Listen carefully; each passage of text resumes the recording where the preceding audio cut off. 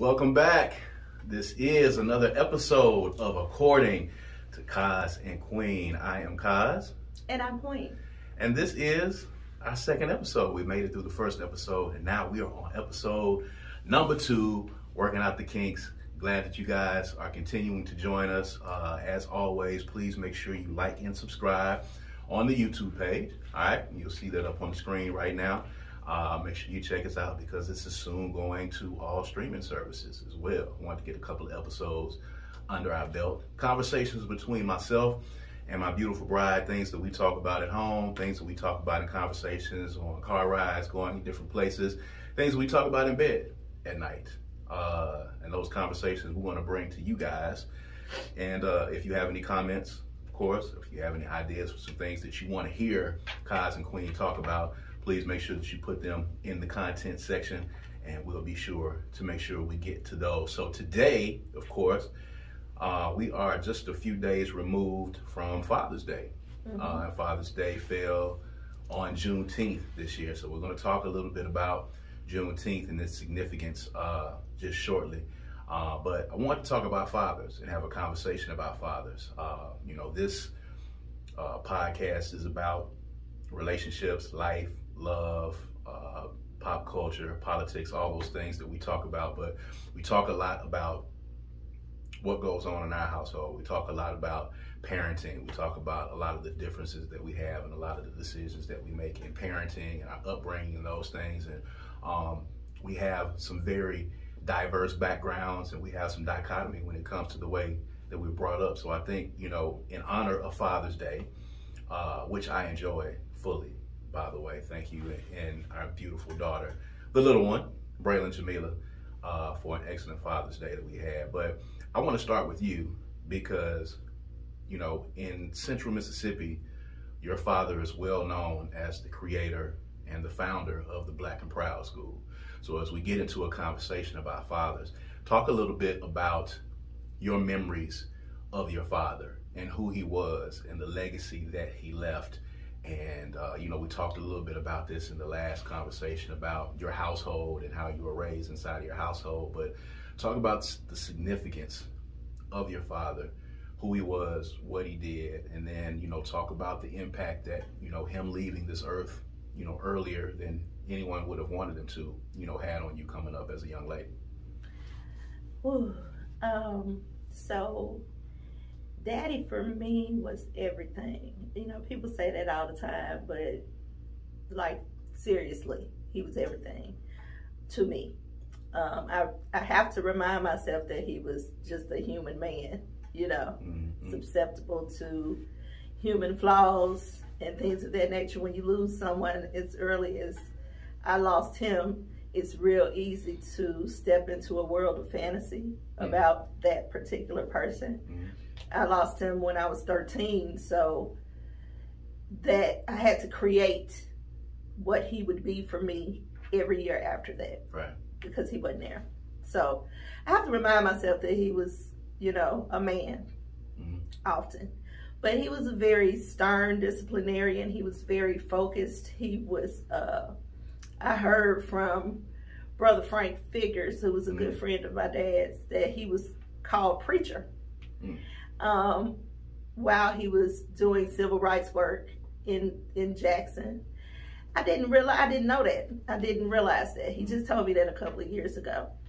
But he ultimately, we moved to New York so he could go to Union Theological Seminary. So he was already preaching before he became a preacher. Right.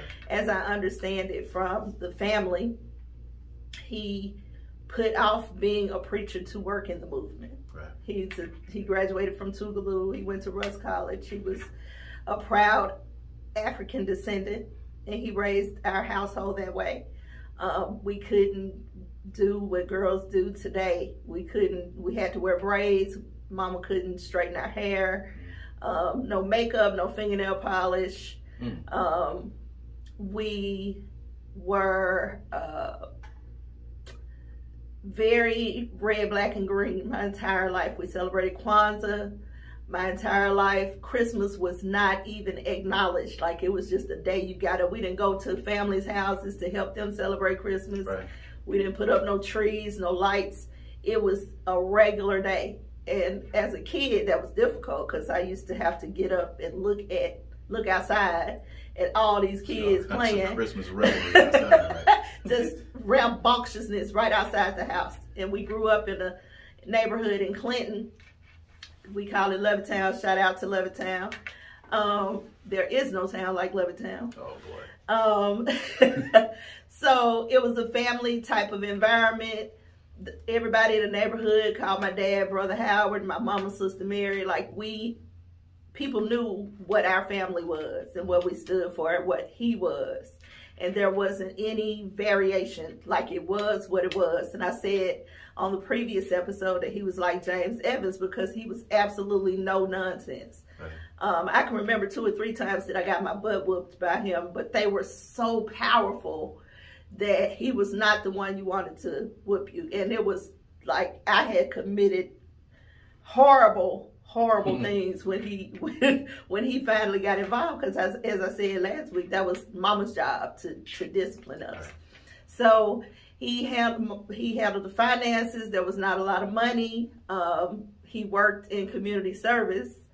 The Black and Proud School, from what I understand, was nonprofit. So there was a very small amount of money that people were paying for tuition and things of that nature. So I didn't realize we were poor until I got grown. Mm-hmm. And now that I'm able to provide for my own family, right. I'm thinking back like, it was leaner times. Yeah. Talk a little bit about the Black and Proud School, because I think that's significant, because we run into people all the time who, were students at your father's school, people that you knew, people who were his colleagues in the movement, and he is very revered. Mm-hmm. And it's something that I found and have grown to just love and respect about him, having unfortunately never met him. But the Black and Proud School had a very big impact on the city of Jackson. So talk a little bit about that and your memories of how that came about and your memories of participating in the Black and Proud School. So the Black and Proud School was the first school that I actually went to, and I was there until 6th grade, and then I went to St. Mary's in the 7th grade.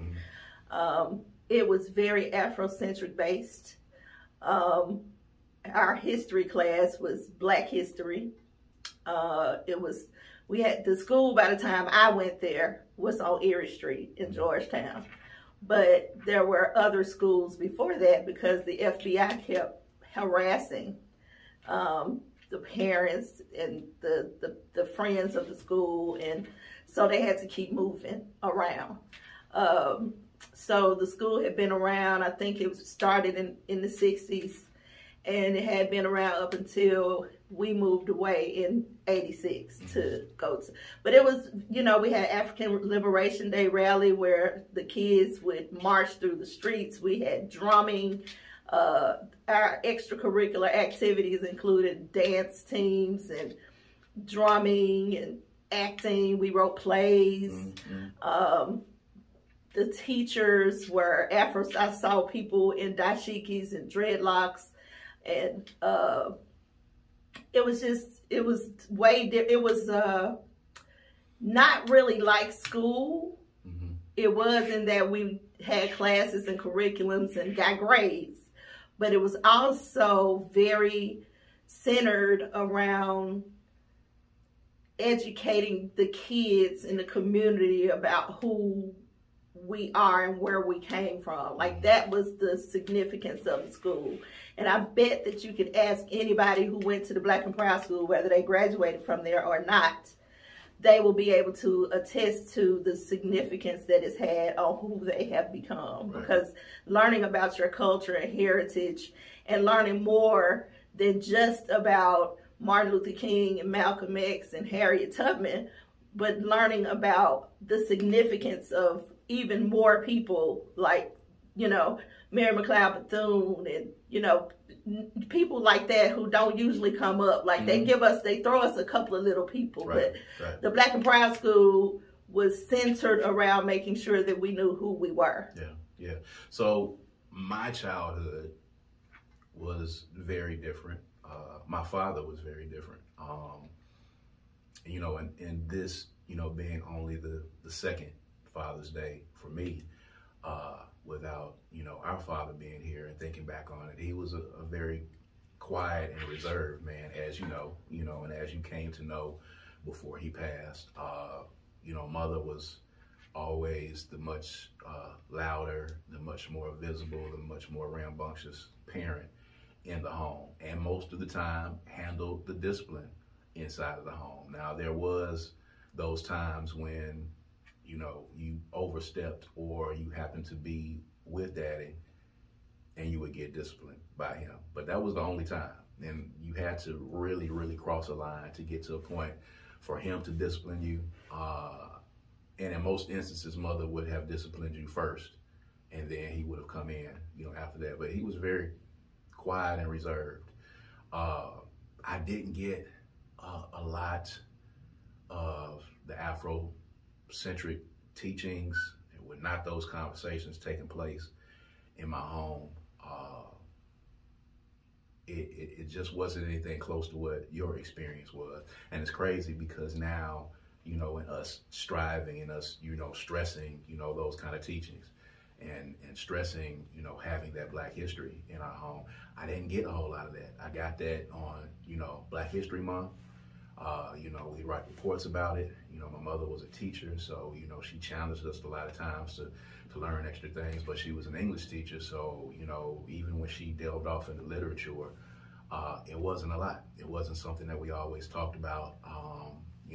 Both of my parents come from the country. My father, came from Crystal Springs, Mississippi, in the country. My mother came from Neshoba County, Philadelphia, Mississippi. They were, the first, pretty much the first of their siblings that, went to college, went outside of the town, traveled. My father was in the military and kind of traveled the world. And their teachings and my father's teachings was more on a, for lack of a better term, was more on a kumbaya type of, attitude, which now that I think about it, he worked for the state for 40-something years until he retired. Most of the people that he worked around were white folks. And, it was very important to him just because of how he was raised. And I don't really fault him for this now. We've had conversations about this, but just for him, it was really important to be impressive or to be on par with his white colleagues. Being able to brag, on me, being able to brag on your kids in the same fashion. A lot of those kids, were going to Ole Miss and they were going to do different things. And I remember, him being really upset with me when I was getting ready to get into the music business because I left the Associated Press. I left working at the pinnacle of journalism to do music. And I remember him being very upset about it. My mother was really cool, but I remember him being very upset. And I remember him saying something about, basically in effect, what am I going to tell these people when they ask me at work what you do? Yeah. And I didn't really think about that until later. But it was weird because in his mind, he needed to be able to go and he needed to be able to brag about his kids like the white folks bragged about their kids. He was good friends with the white folks at his job, and then you come to find out later on that, once social media happens and the social media world becomes a part of your regular everyday life, you find out that a lot of these white colleagues of him had some very conservative views about politics and about Black folks. And it kind of angered me later on in my later life when I thought about it and I thought about all those times and I ran into those people or I saw some of these people, even people that I might have played baseball with during the summer or did sports during the summer. So, with my dad, it was much different than your dad, but he was present and he was always there. Both of us had a 2-parent home, which I think was vital, to how we raise our kids. Now, my father worked very hard. He went to work every day. When he retired from the state, he had about close to 4 years worth of sick leave that he had built up because he went to work every day. I learned about work ethic from him because he worked a regular job. He even worked second jobs at times. The first job that I got, one of the first jobs I got working at Blockbuster was because he was working at Blockbuster. He was leaving the state and he was going to work at Blockbuster. Come to find out later on that he was doing it because, you know, we needed the income in the household.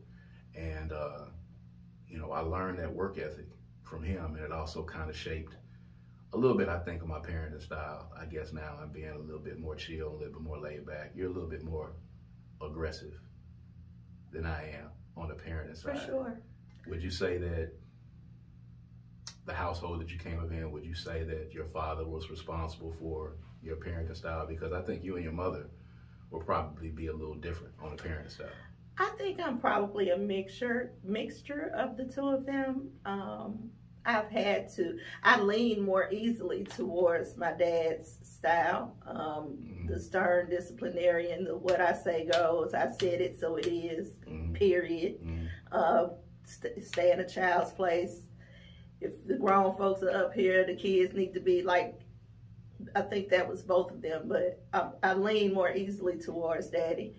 But mom was nurturing and sweet and loving and smiled, and, you know, she was thoughtful and, you know, just angelic. Like, she was just a nice person.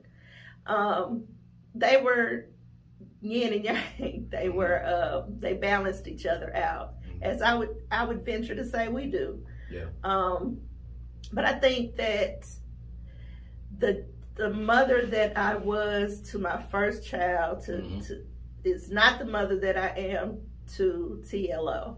And I'm glad that, I think it has something to do with the first one being a boy and her being a girl. It's easier for me to be like my mother was to our daughter than it was. I had this whole idea about what a mother to a son was supposed to be. And I think that came from the type of father that I had. Although my mom had 4 boys, they were all grown by the time I came along, so I didn't get to see her mother them. Right. So I just felt like a boy should be handled differently.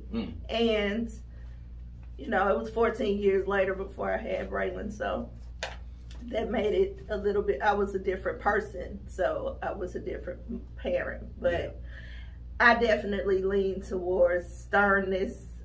You could probably tell from how she acts around me and how she acts around you. It's very different. You know, she's not, you know, on the broadcast now, but, you know, maybe one day we'll have bring her in. Yeah. So you joked last night about her walking past me to come to you. Because she does that a whole lot, because she'll come in, and if you and I are in the room and I'm here and you're here, well, if I'm here and you're here and she has to pass, she will pass by you and she will come right to me. She does it all the time. She will completely walk past you and she will come all the way over to me. So I was saying last night, like, you know, you have an entire parent. There's an entire person that's right here that you can stop and talk to. You don't have to walk. And she doesn't even look. She doesn't even look in your direction. She doesn't. She just comes right in. There. She comes right in and comes right over on my side of the bed to ask me questions. But don't you think that that's a daddy-daughter thing? It is a daddy-daughter thing. I mean, I'm a girl dad, and, you know, I dote on my daughters much more. I do, unfortunately, and I have admitted this, I do treat my girls differently, or react or interact with them differently than I do with the boys. Sure. It really kind of should be like that, but at this day and age... Why shouldn't it be like that? Because, I mean, you know, you should really treat all the kids equally, but you can't. And that's one of the things I think in parenting. I don't think that's even you can't. Possible. It's not. You try as much as you can, but when we have 4 different personalities as a father, you have to learn how to deal with those 4 different personalities separately. So really, honestly, you deal with all 4 of them differently. I have to deal with, you know, 2 boys differently, and they're different in the way you handle the 2 of them, and I handle the 2 girls differently. And there's, you know, of course, one's the oldest and one's the youngest. So then there's that relationship that exists as well. I think, and it was a learning process for me. You know, I didn't get it right off the bat. I would say that I was not a good father in the very beginning. I didn't understand that concept of maturity and that level of responsibility. I wasn't good. And I say this all the time. We talk about this all the time because I feel like in a lot of instances, I'm making up for years where I was not good at what I was doing. Not that I'm fantastic now. I'm better in learning and evolving, but I was not good in the very beginning.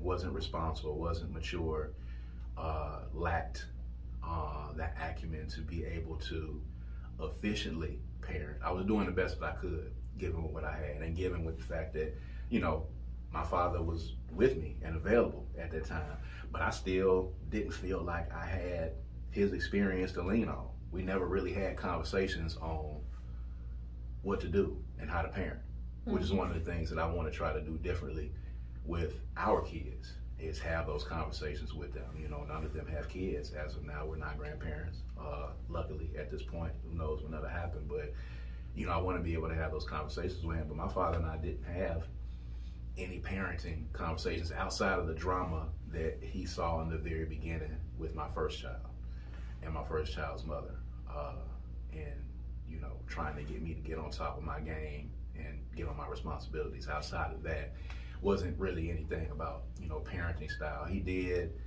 you know, and some issues with, you know, with my son. You know, he was like, you know, yeah, at a certain age, boys, you know, kind of go crazy for a little bit. You kind of got to give them some face to kind of get together. You had the same issue. So, you know, that was kind of the conversation that we had. But, you know, fathering is a very important thing. But for you as a young lady, losing your father in your teens, you know, what do you think that did to you, and how do you think that impacted how you went through teenage years, your puberty, going into those years, going into college, how that ultimately affected, you know, the person that you ended up having a kid with? You know, how significant was that loss for you at that early age? It set the entire tone for the person that's sitting here right now. Mm-hmm. It set the tone for everything that happened in my life after that. It took me some years of therapy to realize that for me, my father transitioning felt like abandonment. So I managed it at that young age, not understanding emotion and feelings and spirit and all of that. I managed it by treating his death like abandonment. And I had dreams for years, and still have them, of him still being alive with a totally different family. Because I taught myself to believe that it was easier to deal with him not being there if he was alive somewhere and just not with us. Now, in hindsight, at this age, that is not the easiest way to deal with it, because he would have been choosing another family over ours. But at that time, I could not process him not being here. So somewhere deep in my spirit, I told myself that he was here, he just abandoned us. So I treated my life after that to like a person who with abandonment issues. I ended up getting into a long relationship with an abusive person, and I stayed in that relationship for many, many years because I did not want to abandon him because he had issues, and I also did not want to feel abandoned or alone or unwanted or not chosen. So that instance led to a whole lot of other bad decisions, but had it not been for the loss of my father, then that wouldn't have happened. But I only went to Tougaloo, if I'm honest, because he went there. I've been trying my entire life since he transitioned to do something he'd be proud of. And I don't even know how I'd measure that. I guess Brother Frank would have to come up to me and say, your daddy is proud of you, you know, because he knew him. And I trust their relationship. Right, Like right. it would, maybe that would work. Right. I don't know, but I have been trying to live up to what I built him into in my head for years and years and years and years. And I think that just goes with the territory. I don't know that I'll ever get to a place where I feel satisfied with it, but he's not a horrible role model. He was very community minded. He was very dedicated to our people. He was a visionary. He sacrificed even his own family for the well-being of the community, and he did it not for accolades and awards and to be named this or wrote about in this paper or for people to know who he was. He did it because it needed to be done, and he attached himself to a struggle that he could contribute to, and that's what he did, and that I am proud of him for. I am proud of that, and I am proud that I have that in me. I'm proud that every decision that I make, every action that I take, every event that I put on, every business I start is all done to continue that legacy, to continue the idea of lending what I have that's good to people who need it, who can benefit from it. And he did that. You always kind of look for that. You look for that pride. You look for that affirmation. You always look for that in your parents. You never stop looking for that. I think for me, in having those issues with my dad, with me pursuing music and getting into music, he had a real sore spot for that for a long time. And it almost got to the point where it was kind of a running joke with us because he was really, really sore about it. So for me, and I got this early on, for me, it became a point of proving to him that, I kind of know what I'm doing. This wasn't a bad decision. You will be proud at some point. So early on, it was kind of easy to get that affirmation from him because when I started having success in music and he started running into people in the street who were telling him, yeah, your son is this, and I saw him in that, and he was doing this, and he was doing that, then of course that fatherly pride welled up at that point, and then he was cool. Then suddenly, he was one of the biggest supporters and one of the biggest flag wavers at that point, of course, when you're hearing good things. And then after that, writing columns, whether it was writing columns or whether it was being on TV for press conferences, people always went and told my dad, hey, I saw your son on TV, or I read your son's column in, the paper, or I read your son's column online, or I read this post. And, he did, early on say that he was proud. So, I kind of got that out of the way.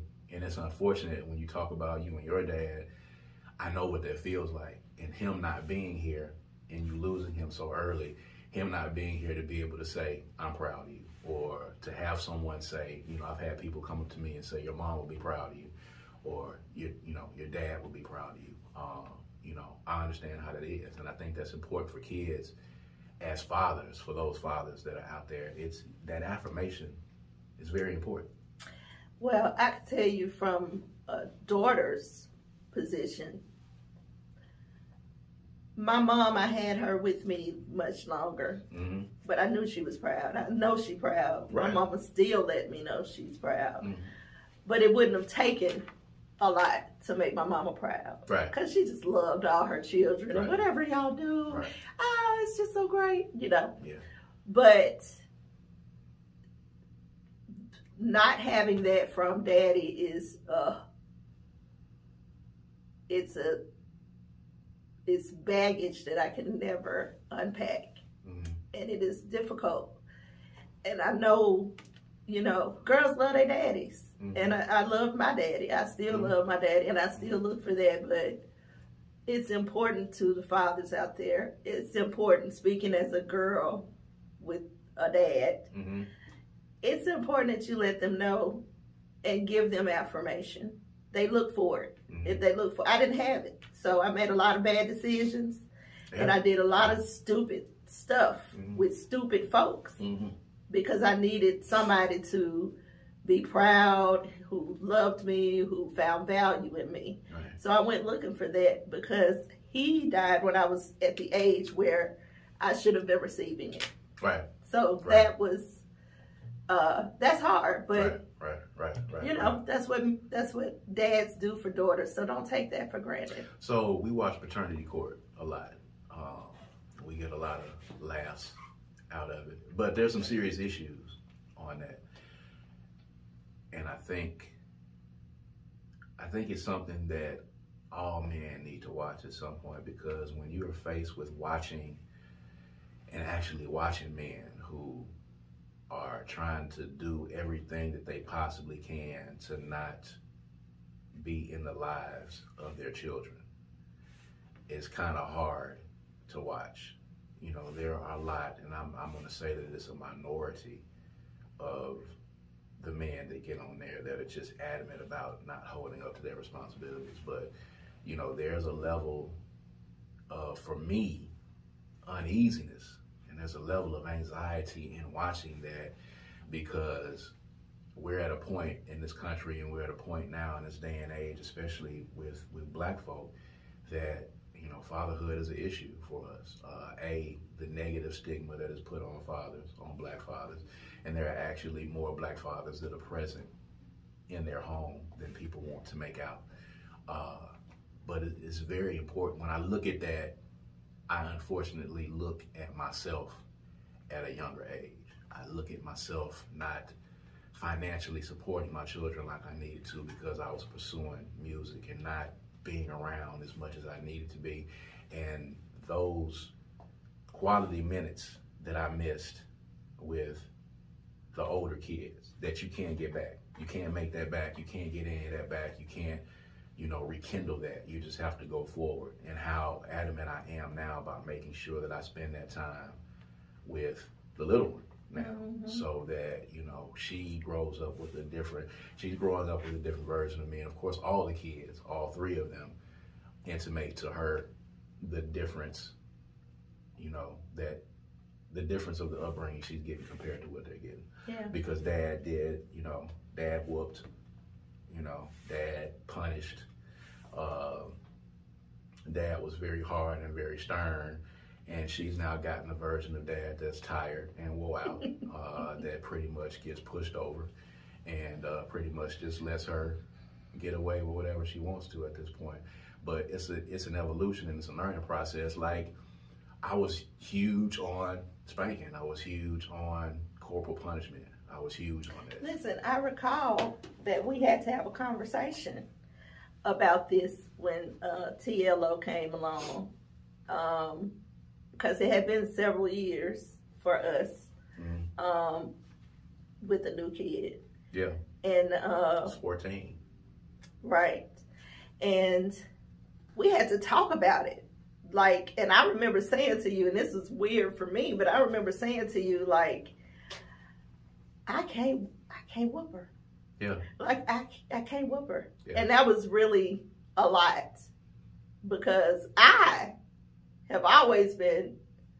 Oh, you was with it. I was with it. Off the top. I was absolutely with it. I even used to have to tell you, no, don't you whoop him, I'm going to whoop him. Yeah. You know, because that was just my own thing. I've had to save Sean several occasions. But I'm thankful that we have the kid that we have, because she does not need them. But if it comes to it, she hadn't reached teenage years yet, so we're getting into the teenage years. I claim a victorious teenage season. She's gonna be great, because Lord knows.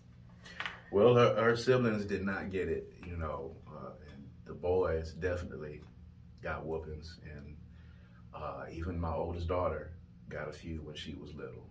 And the little one, you know, there were a couple of instances early on, I think maybe in the 3 and 4 age, where she got popped here and there. I think what we had to do was learn who she was, because she, and I think that's just what you do in parenthood, because some kids might respond to that, and some kids, you might traumatize them. You know, and she's not one of those kids she'll learn better from us sitting her down and explaining to her how her behavior has affected us or affects her teachers or like she does better that way. Because we give her the leeway, which we had to talk about. Yeah. Because in my fathering style, since we're talking about fatherhood, and because of how I was brought up, which is different than your household, we were to a degree, not to a long degree, because again, my mama was from Neshoba County. She's from Philadelphia, Mississippi, and this was not her experience. But because she was a teacher, she allowed us a little bit of leeway to state our case. Even if it didn't go our way, even if we stated our case and it came out bad for us, she did allow us the opportunity to at least explain ourselves. And there were times, and this is one of the reasons I think where I learned the art of negotiation. I think a lot of my charm in business comes from talking my mother out of possibly whooping me. But also, you handle everything that way. Yeah. Even your wife.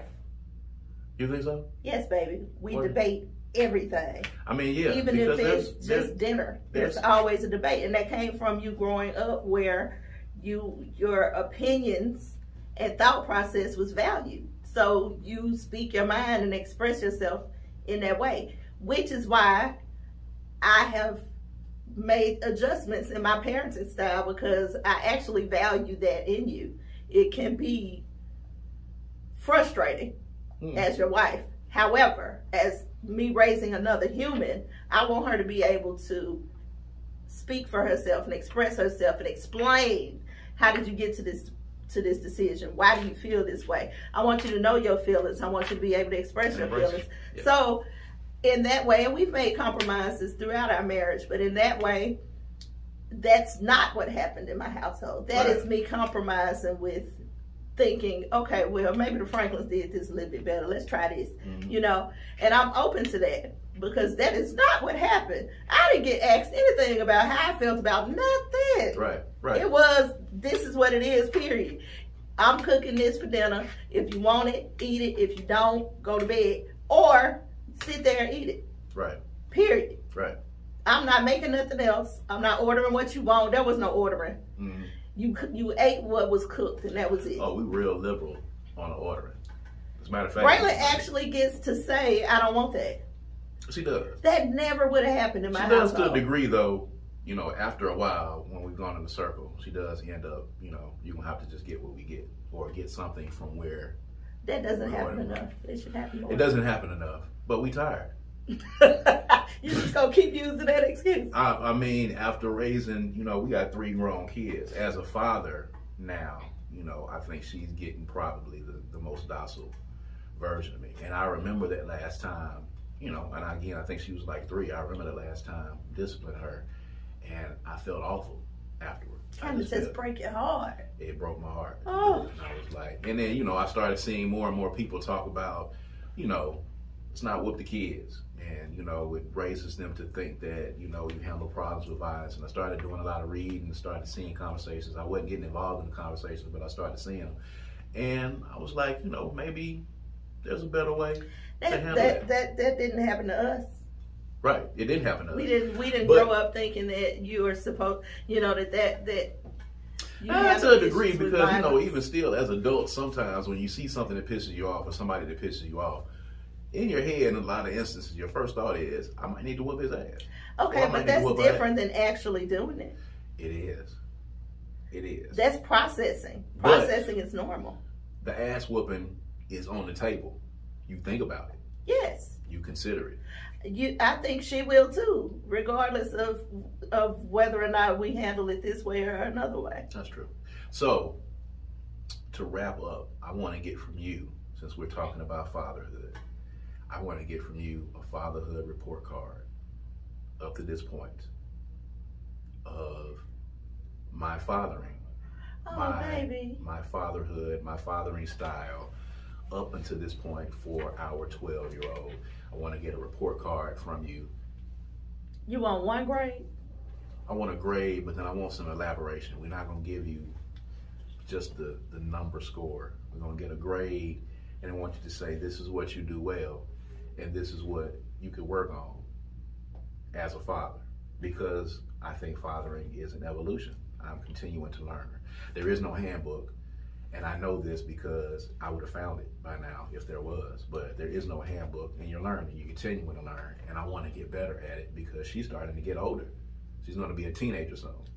And my oldest daughter, she was a teenager, but she did not live in the household with us. She lived with her mom, and she was in Memphis for a lot of that, so I did not get the female teenager in the household.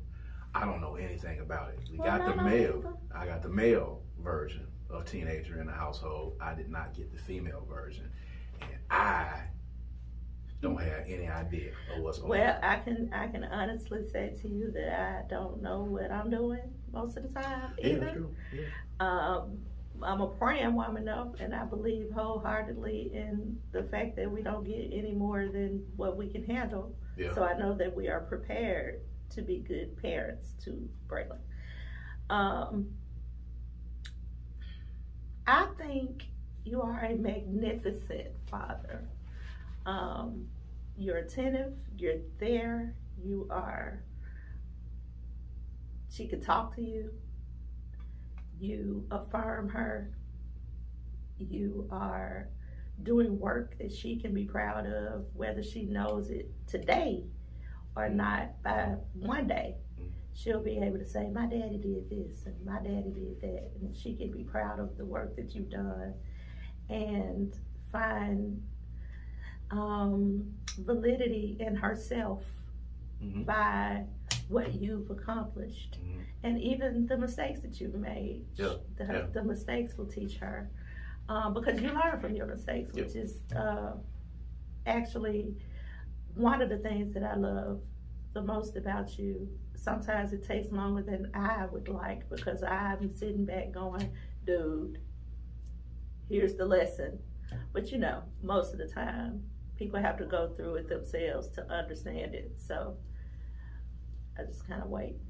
So I think you do those things wonderfully. If I could say that I'd like to see anything any different, it would be that you actually teach her some of the things that you've learned trade-wise.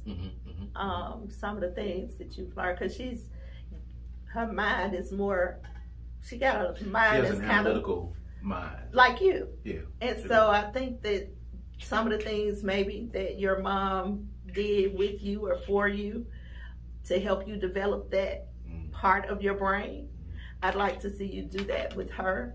I don't have that. I don't operate that way. I'm analytical, but it's not really on the same level that yours is. And it's not even for the same reason. Like, you enjoy evaluating things. Like, I can't move forward without evaluating things. They're two different things. Like, you choose and I have to. So it's two different things. But I'd like to see her learn how to do this work and, you know, get a YouTube channel and, you know, kind of dabble a little bit into her creative side. And we've talked about that. So overall, I guess that I would give you a B-. That's cool. I'll take it. And I'm giving you the minus just because it feels weird to give you such a high score. Yeah, that's cool. I'll take a B- in this instance because I worked my way up from, in my opinion, because you tell me not to do this, but I worked my way up from like a D over the years to get to this B, because I didn't start off good, but I don't think anybody really did. And because we're always learning and ever evolving, it's not really fair to put a grade on it. Like, that's not fair. I know you're doing it for the purpose of this podcast, but I really wouldn't dare put a grade on that, because you are always changing, you're always getting better, you're always learning and becoming more familiar with yourself, and that's really the best thing that you can do for her or me. Yeah, that is. So fathers are important. Yes. If we lead with anything today, the kids need their dads. If you are a father out there, it is important that, you know, you are actively in the lives of your kids as much as possible. I know there are instances out there where you're trying to be and the mothers might not be letting you. I know there are instances out there where you might not feel like you're equipped to be able to do it, but, you know, fatherhood is very important. And, you know, you're listening to two people who had very active fathers, and the effects of losing fathers early on, and the effects of, you know, always wanting to please, you know, fathers. And it's probably one of the greatest tasks that I have ever undertaken. And it's one of the things that, you know, I'm happiest to do, is to be a father. It didn't start out that way, but in honor of Sam Franklin and in honor of Brother Howard Spencer, we honor them, you know, on this Father's Day, and, you know, on this Juneteenth, the celebration of freedom. We honor them, we honor their memory and their legacy, and we honor that in how we raise the little one and how we go about our everyday lives and things that we do in our everyday lives. So we'll just end it there. You know, we'll be back, of course, with more conversations on next week. Please make sure that you like and subscribe to the YouTube channel so that you can see every episode of According to Kaz and Queen. And we'll be taking the audio of this, you know, on the Spotify and the Apple Music, you know, very, very soon. So we're going to keep expanding this thing, and we're going to keep going, and we're going to keep having these conversations. So, of course, I am Kaz. And I'm Queen. And this is According to Kaz and Queen. And we'll see you guys next time. Peace and power.